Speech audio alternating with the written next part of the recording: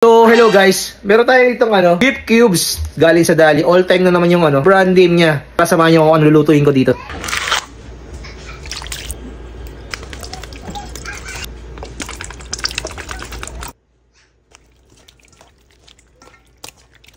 So, marinate lang natin yung beef natin for at least 2 hours. Pero mas masarap siya pag overnight.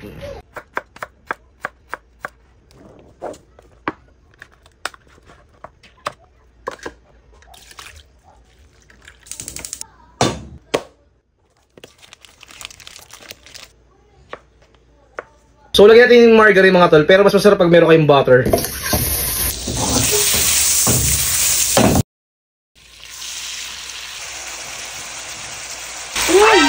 Secret! Ano yung baboy? Hindi, beef yan. So, ayan tol, dapat ganito magiging itsura ng baka nyo. Ayan, ito, medyo parang na-prito na siya. Dapat ganyan ang itsura para mas masarap, diba?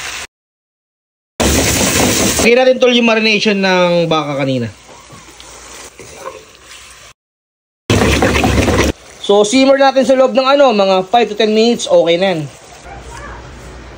Ito na nga pala yung niluto natin beef salpicao. Natin syempre. Malambot boy. Ang sarap. Sarap!